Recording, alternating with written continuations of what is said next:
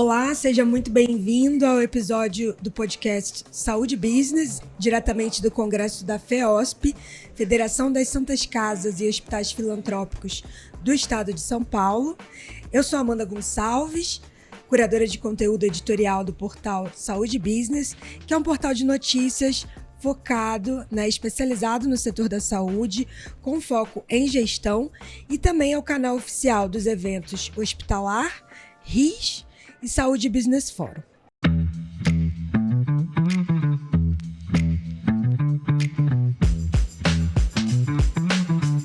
Hoje a gente vai conversar sobre um tema fundamental, para o presente e para o futuro da reabilitação, como incorporar modelos de inteligência integrado. E para falar sobre isso, ninguém melhor do que a referência nesse assunto, a professora Linamara Batistella. Seja muito bem-vinda. Linamara é presidente do Conselho da Rede Luci Montoro, coordenada pelo Hospital das Clínicas da Faculdade de Medicina da USP, e é professora titular da Faculdade de Medicina também. Seja muito bem-vinda, Linamara. É um prazer, uma honra tê-la aqui com a gente. Obrigada, excelente oportunidade de estarmos conversando. Vamos lá, então, falar um pouquinho da Rede Luci Montoro, coordenada pelo HC, que completa 15 anos aí com um legado transformador no cuidado das pessoas com deficiência, marcado pela adoção de tecnologias assistivas, inteligência artificial, análise de dados e uma forte atuação interdisciplinar. Linamara estava agora aqui no Congresso falando justamente sobre isso, e a gente vai detalhar, entender como é que foi essa trajetória de 15 anos, falar dos desafios, do que vem pela frente. Queria começar, Linamara, perguntando para você, ao longo desses 15 anos da Rede Luci Montoro do HC, quais marcos você destacaria que foram mais significativos, assim, especialmente em relação à evolução tecnológica e à adoção de modelos de inteligência integrada na reabilitação? A rede, ela se coloca como um ponto de encontro do conhecimento por conta da Faculdade de Medicina, que integra, o complexo Hospital das Clínicas, Faculdade de Medicina, e um ponto de difusão de protocolos, conhecimentos e experiências para a rede de saúde em geral, eu diria do Estado de São Paulo, mas a gente sabe que São Paulo influi em todo o Brasil. Uhum. As 5 unidades que são geridas pelo Hospital das Clínicas são as da capital. No interior, as demais 15 unidades têm gestões, em geral, relacionadas com um player importante da saúde naquela região. Exatamente para que ela faça parte, ela esteja dentro do core da saúde do nosso SUS. A ideia de atender um número grande de pacientes, com a experiência do conhecimento que vem das pesquisas, mas sempre com a ideia, de buscar melhorias. E como é que você encontra as melhorias de um processo? É na análise do processo. Como é que você faz a análise do processo? É com o registro do processo, dos seus resultados, dos adicionais que você eventualmente usa para atingir uma determinada meta. Uhum. Então, o fato de ter um número muito grande de pacientes, as intervenções são divididas em vários grupos. Um paciente com hemiplegia recebe, em média, 9 diferentes atendimentos em diferentes áreas: psicologia, serviço social, enfermagem, físio, fono, TO, o profissional da educação física que atua muito de perto. Então, cada um desses pacientes tem um registro dentro de um prontuário eletrônico. Mas cada um dos atendimentos que são feitos também são mapeados e agora incorporados a este banco de dados a partir da experiência de sensorizar os equipamentos, mas também de usar sensores, devices, vestíveis, para monitorar o paciente. A experiência foi muito boa, inicialmente muito boa. Isso veio para um banco de dados que me permite não apenas criar algoritmos para detectar falhas do sistema, mas também para detectar a piora ou a melhora do paciente. Um paciente exposto a uma sobrecarga, ele pode desenvolver algumas complicações. O paciente que está trabalhando muito longe do seu objetivo, ele não vai evoluir, vira uma manutenção. Então, esta combinação de informações me permite personalizar o tratamento. Mas me permite mais do que isso. É segurança. É a qualidade do investimento, mas a segurança do paciente. E nós aprendemos muito com essa lógica e fomos buscando novos recursos para aprimorar a avaliação do paciente, uma avaliação bem completa, bem integral. Eu acho que a ideia de um centro com tanta tecnologia, robótica, os sistemas de avaliação neurológica, como é o FNIRS, a espectroscopia por infravermelho curto, o EEG de alta densidade, trouxeram para nós um conhecimento importante. Mas o mais importante não é o conhecimento que a equipe adquiriu, foi a possibilidade de nós entendermos quando o tratamento não está resolvendo. Se não está resolvendo, não é o tratamento que deve ser encerrado, é o tratamento que deve ser modificado. Porque o paciente tem potencial, o exame me diz que o paciente tem potencial para atingir um determinado objetivo. Eu não posso desistir desse objetivo. Eu tenho que mudar as ferramentas. Sim. E isso nós aprendemos nesse período com essas possibilidades. E a interoperabilidade ainda não é completa, e este é um dos problemas. Sim. Porque para nós seria importante conhecer a história pregressa desse paciente, os exames de imagem que ele fez, e colocar tudo isso dentro do mesmo banco de dados. Algumas vezes a gente consegue. Se o paciente foi tratado o tempo todo dentro do Hospital das Clínicas, eu consigo recuperar essas informações. Mas quando o paciente vem de outras regiões, de outros hospitais, e isso é a maioria, a gente acaba não conseguindo ter todos os dados. O que acontece quando eu não tenho uma informação que é relevante? Eu vou pedir de novo o exame. O que isso significa? Custos. Então, no primeiro momento, a interoperabilidade, a base de dados, ela me dá uma segurança. Mas no segundo momento, o mais importante é o quanto eu reduzo os custos na saúde, mas, acima de tudo, eu reduzo o estresse do paciente. Sim. Quem vai querer ficar fazendo ressonância magnética todo dia, né? Ninguém. Então, eu acho que tem um ganha-ganha para o sistema. Mas ainda é novo, nós estamos numa fase ainda de aprendizado, tem muito para ser aprimorado, mas os primeiros resultados são muito animadores. Linamara, o laboratório de análise tridimensional do movimento, ele foi pioneiro lá no início da década de 90, né, de 1992. Eu queria saber como a rede tem acompanhado os avanços tecnológicos na área de reabilitação. E você falou, né, que ainda tem muitos aprendizados ainda, mas já tem uma boa trajetória. Então, eu queria saber os principais desafios que vocês enfrentaram nessa caminhada, né, e os principais aprendizados que vocês tiveram desde então. Olha, o Laboratório de Análise Tridimensional do Movimento foi um marco importantíssimo, porque entender a dificuldade de um passo, de uma passada, do balanço do corpo, que é o equilíbrio, e até da postura do paciente quando ele se projeta para frente, como é que você corrige isso? Mas como é que você mostra para o paciente uma alteração na dinâmica da marcha, que pode, inclusive, levar a uma queda, a tombos, sim, mas dores, alteração que você acaba judiando, né, prejudicando os músculos.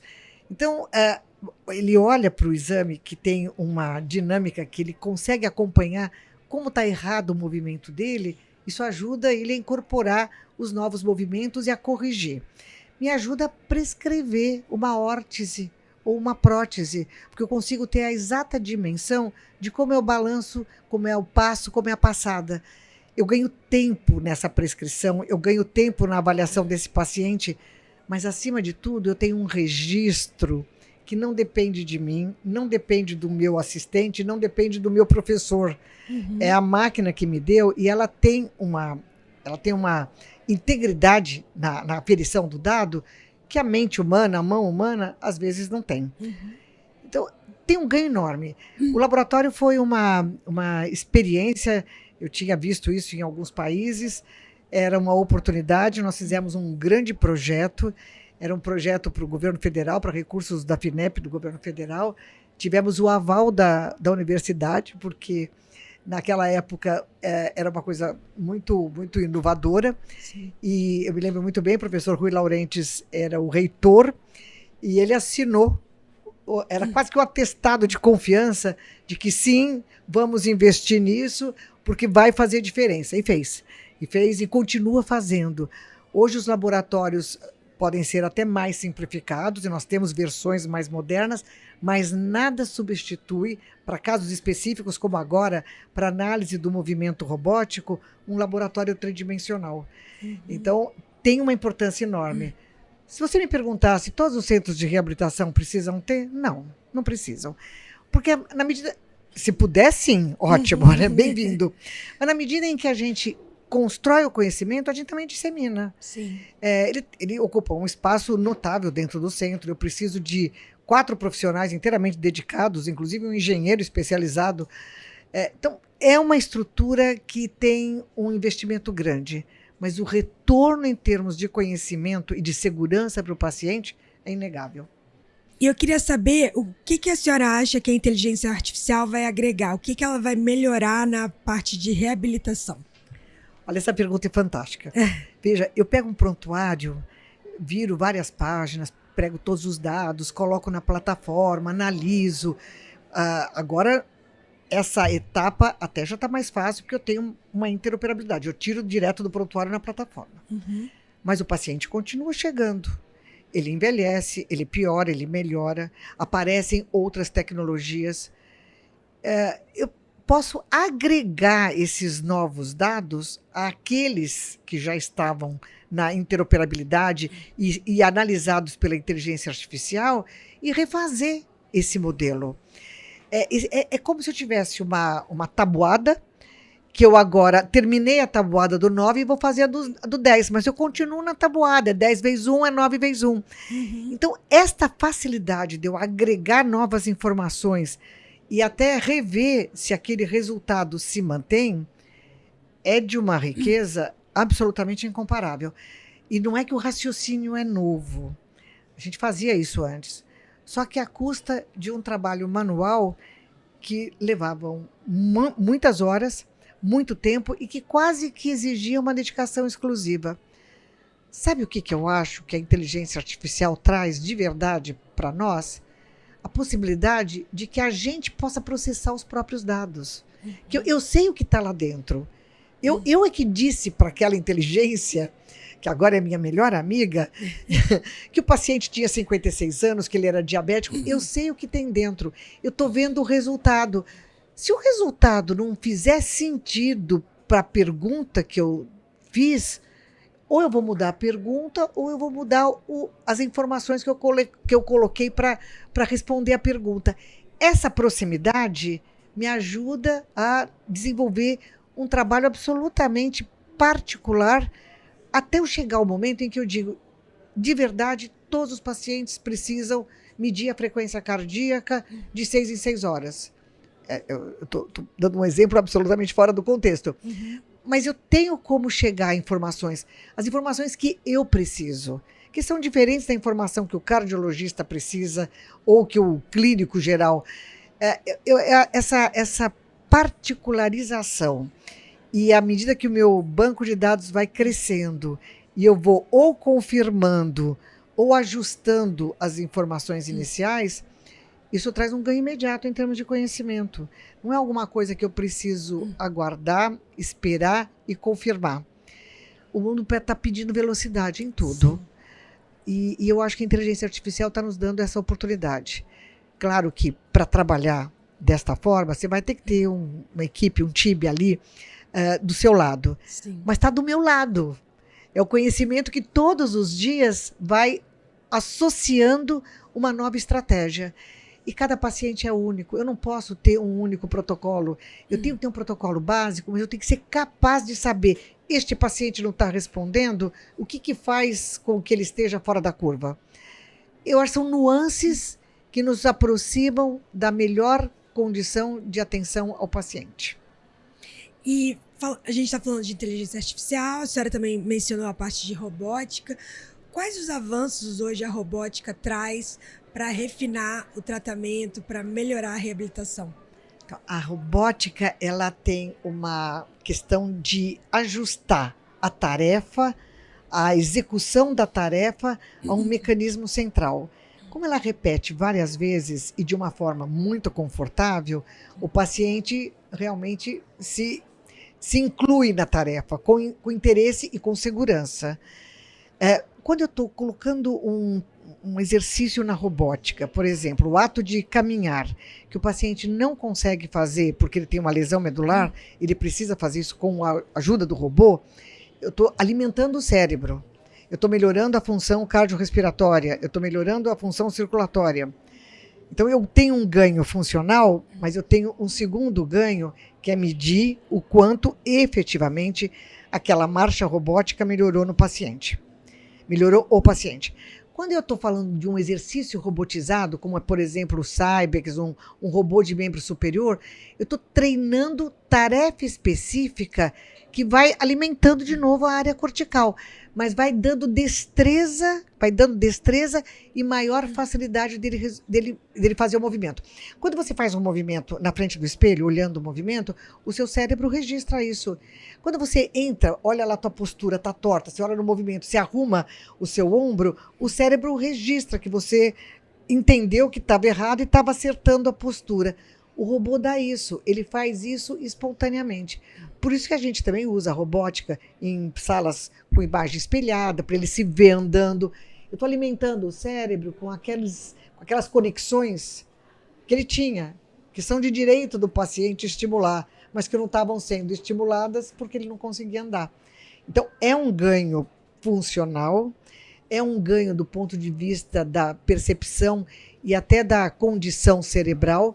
Se todo mundo que não anda tem maior chance, né, a falta de exercício tem maior chance de demência, tem maior chance de doenças metabólicas e até de morte precoce, a pessoa com lesão medular também.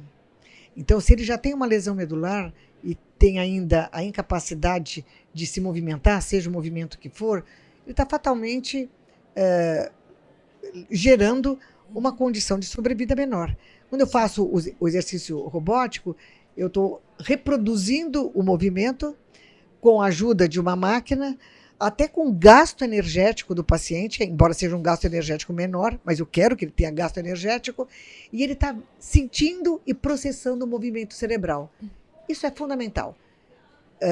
Pode anotar, né, porque vocês são jovens e vão estar aqui por muito tempo, a robótica veio para ficar e vai se tornar um custo tão agradável, tão possível, que vai existir em todas as unidades básicas de saúde. Que assim seja, né? Que assim seja. E a senhora acabou de tocar em custo, era a minha próxima pergunta.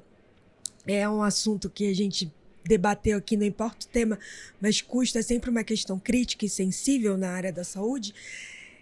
São muitos avanços, vocês foram pioneiros, né, numa época que muita gente não estava olhando para isso. Como que vocês conciliaram, né? Porque a gente sabe que no setor público, filantrópico, os recursos, a disponibilidade é menor. Como que vocês conseguiram equilibrar esse investimento em tecnologia, agregar valor para a operação, para o paciente, e ao mesmo tempo tá dentro da margem que vocês têm que obedecer? Olha, o SUS é muito generoso. Ele gosta da pesquisa, ele apoia. O Sistema Único de Saúde nosso é um sistema incrível, que às vezes as pessoas não têm a dimensão de como usar. Sim. As nossas fontes de financiamento, elas enxergam as necessidades.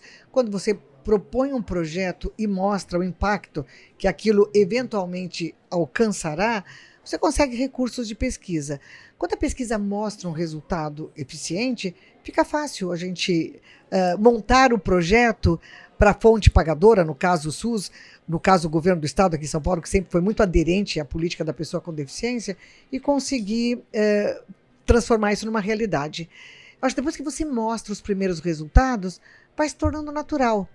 Quando as pessoas falam em custos, eu falo, é verdade, mas quanto custa um transplante? Eu não estou falando daquele momento cirúrgico, que Sim. é maravilhoso, é emocionante. Sim. É você ver a vida como ela tem que ser.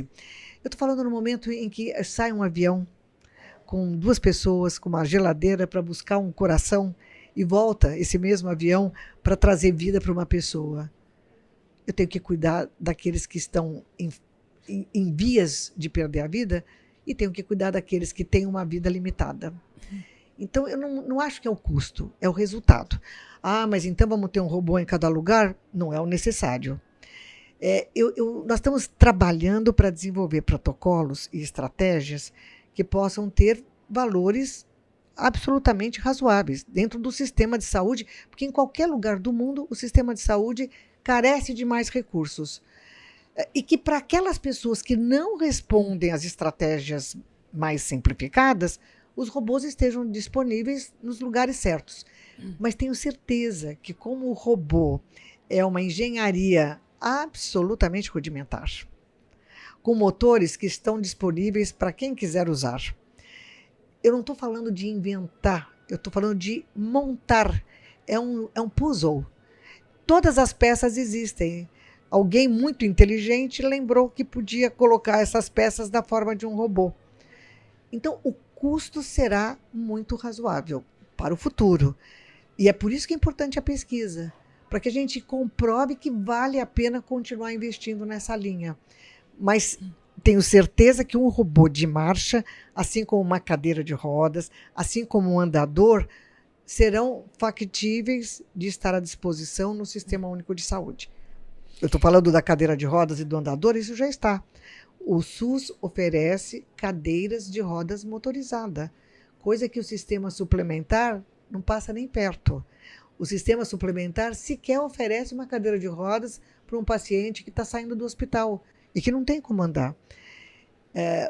O SUS, ele sabe investir, porque ele reconhece quando aquilo faz diferença na condição e na qualidade de vida da pessoa.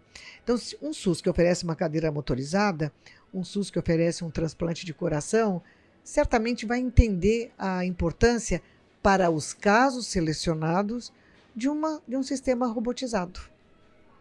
E a gente está numa ótima sintonia, que a senhora falou de pesquisa e a minha pergunta é sobre pesquisa.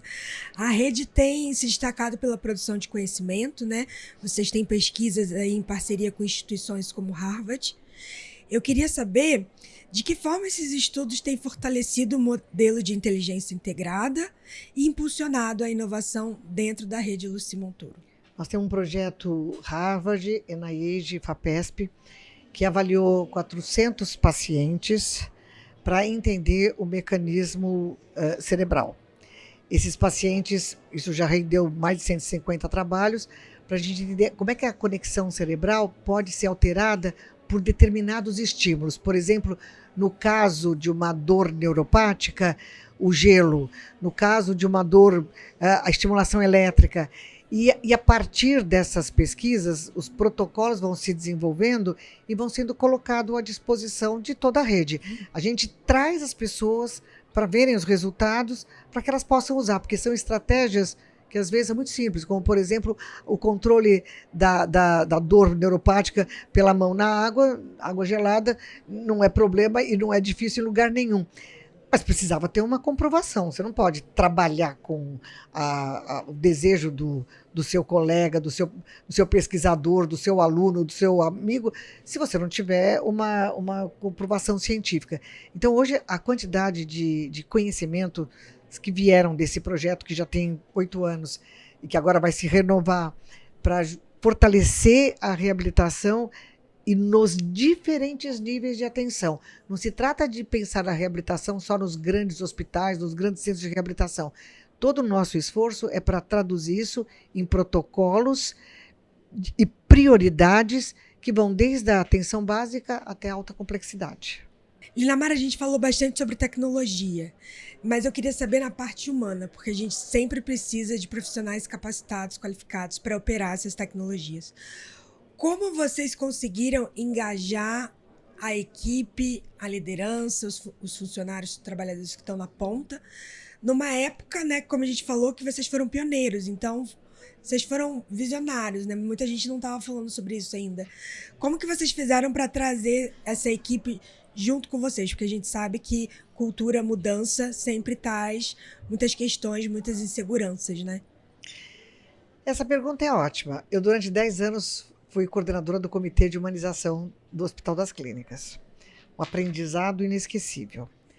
A melhor forma da gente entender a humanização é entender o que o paciente espera de nós. E hoje eu acho que eu tenho essa resposta. Primeiro, acolhimento.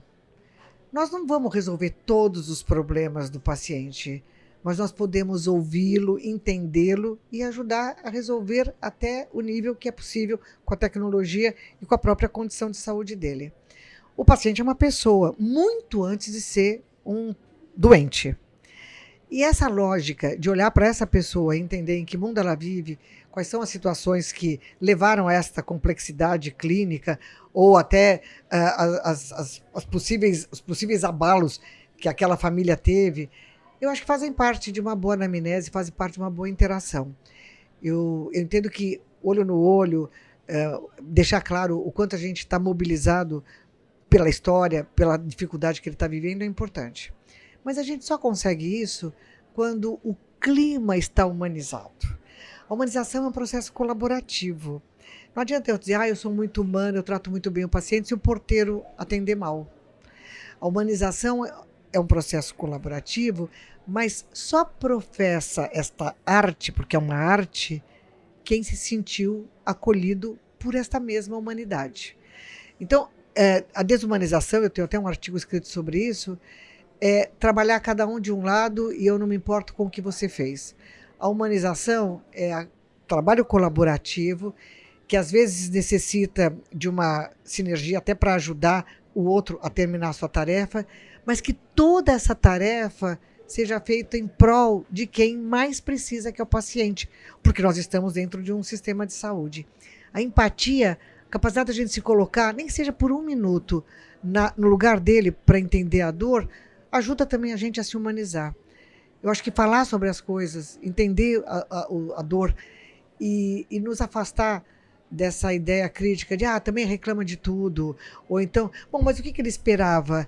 Eu acho que é muito importante. Então, a palavra tem uma força muito grande, a palavra ela traduz conceitos que depois se impregnam no nosso cérebro, então a gente ter cuidado com a comunicação, a gente ter cuidado com a forma como a gente trata os outros e entender que um sistema tão parrudo como é o SUS, que foi capaz de abraçar os 200 milhões de brasileiros, que hoje é modelo até para o sistema inglês, que nós copiamos eles e hoje eles batem palma para nós, é porque houve uma coisa na base, na estrutura, que era confiança e solidariedade. A gente não pode perder isso.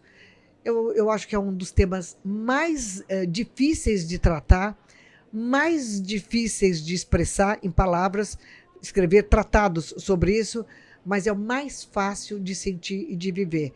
Olho no olho, escutar o paciente falar até o fim, bater na mão dele quando ele terminar, quando ele for sair da sala, dizer para ele, conta comigo, tem um valor enorme. Mas quando a gente fala, a gente tem que cumprir. E eu acho que este é o processo do SUS. O SUS cumpre a promessa dele, porque quem não gosta de paciente não pode ficar no sistema. E a gente vê isso com frequência, as pessoas entram e saem. As que ficam são aquelas que realmente abraçam a filosofia, a prática e as diretrizes do Sistema Único de Saúde. É um sistema humano, é um sistema muito humano. Não vê cor, não vê etnia, não vê ancestralidade, não vê condição social, não vê condição cultural, ele vê a pessoa. Isso é muito rico, muito importante e muito necessário. Perfeito. E a gente agora vai falar um pouquinho sobre um outro assunto que está ligado à reabilitação, lógico, mas a senhora é curadora do Congresso de Reabilitação que ocorre na Hospitalar, né? Já aviso a você de antemão, de 20 a 23 de maio, a gente vai estar no São Paulo Expo. A Hospitalar vai estar acontecendo. E de 20 a 22 de maio temos o Congresso de Reabilitação, né, Linamar? Isso. Queria saber se você podia dar um pequeno spoiler, adiantar o que o Congresso vai trazer esse ano. Vai ser fantástico, sensacional. Estamos trazendo a maior empresa canadense, é um grupo de cientistas que se tornaram uma empresa, para falar sobre segurança e qualidade. Existem protocolos muito bem definidos. Eu sou um pouco aficionada para além do normal sobre segurança, né? Eu acho que a gente tem que trabalhar com muita segurança e muita qualidade, claro. Os protocolos dessa certificadora, ela é uma certificadora, são todos eles desenvolvidos especificamente para a reabilitação e para atender os requisitos, você tem que trabalhar o protocolo clínico, a segurança do paciente, a segurança do equipamento que você usa e a qualidade dos objetivos que você vai alcançar. E temos várias instituições certificadas aqui. Só para lembrar, São Paulo tem o Einstein, o Sírio, o Samaritano e toda a rede Luci Montoro, tanto aqui de São Paulo quanto do interior. Porque a gente trabalhar com segurança te dá uma certa tranquilidade, né? E ser certificado por uma empresa dessa magnitude ajuda muito. Eles vão traduzir todo o processo deles de certificação, mostrando a importância disso. Como segurança, qualidade e bem-estar estão sempre de mãos dadas, eles vão discutir isso ao longo de 2 dias e nós depois vamos trazer a discussão sobre as tecnologias. Por que eu assumo ter um robô e, de repente, eu não tenho o mesmo robô no Hospital do Morumbi, que é um hospital que interna o mais sofisticado dos hospitais da rede de reabilitação Luci Montoro e provavelmente o mais sofisticado do Brasil. Porque o paciente tem um tempo de permanência menor, vale a pena este robô ou vale a pena aquele equipamento? Então, esta lógica de discutir a oportunidade do equipamento, do protocolo, de acordo com o nível de atenção que você dá, o tipo e o nível de atenção que você dá, é importante também quando a gente está falando em segurança e qualidade. Porque não é qualidade desperdiçar recursos. Não é qualidade você usar apenas porque você tem. E essa é uma coisa que a gente precisa imprimir no cenário brasileiro. Eu não vou fazer um eletrocardiograma porque eu tenho, eu vou fazer um eletrocardiograma porque eu preciso. E acho que isso tem muito a ver com o custo atual da saúde, o quanto se pede sem necessidade. No processo CARF, se você tem um equipamento, você tem que dizer qual é a origem, o uso e qual é vamos dizer, a quantidade de exames ou de interações que você tem com aquele equipamento. Eu acho que isso vai ajudar um pouco a gente a pensar. No terceiro dia, eu estou trazendo a Sociedade Brasileira de Engenharia Biomédica para discutirmos exatamente isso. Um país que faz avião não faz um exoesqueleto? Por favor, me expliquem melhor essa história. Então, eu quero trazer os meus colegas da engenharia biomédica, da engenharia em geral, mas já estamos discutindo isso há muito tempo, já temos algumas ações em andamento, inclusive com parceria de outros países, mas eu acho que é hora de dar visibilidade. E os engenheiros que trabalham na linha de frente, na indústria, na fábrica, eles têm muita visibilidade. Os engenheiros biomédicos acabam sendo conhecidos só dentro dos hospitais. Achei que era importante ouvir a voz deles e conhecer melhor como é que a gente vai construir esse caminho para que a nossa engenharia biomédica tenha cada vez mais protagonismo no Brasil e no mundo.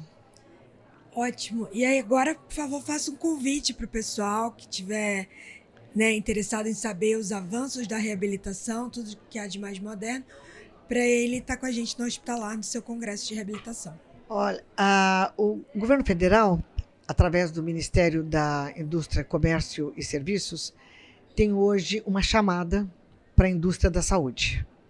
Uma chamada muito clara, com foco, inclusive, em financiamento, em novas oportunidades. Eu acho que é hora da gente discutir, nós como médicos, nós como profissionais da saúde, o que nós queremos. Existem tecnologias que foram nacionalizadas e que hoje nós exportamos para fora.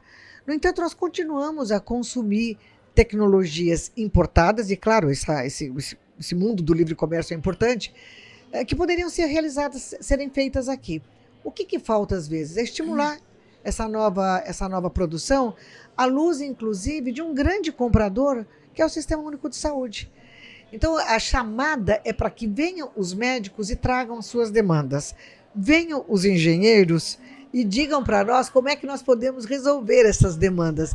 Eu acho que, na minha experiência, essa convivência entre médicos e engenheiros tem trazido muitos frutos. E eu queria levar essa experiência quero e vou levar essa experiência para o hospitalar, trazendo as associações de classe e pensando que o futuro do Brasil efetivamente depende de uma indústria muito forte. E o futuro da saúde precisa dessa indústria forte. Então, recado dado, convite feito. A gente espera você no Congresso de Reabilitação, de 20 a 22 de maio, que ocorre dentro do hospitalar, no São Paulo Expo. Linamar, eu queria muito agradecer a sua presença, foi um prazer, uma honra, tivemos uma pequena aula, tá? Muito obrigada mais uma vez. Obrigada a vocês, é sempre bom a gente estar falando com vocês e com o público, né? A gente Muito precisa obrigada. disso, obrigada. A você que nos acompanha, muito obrigada e até a próxima.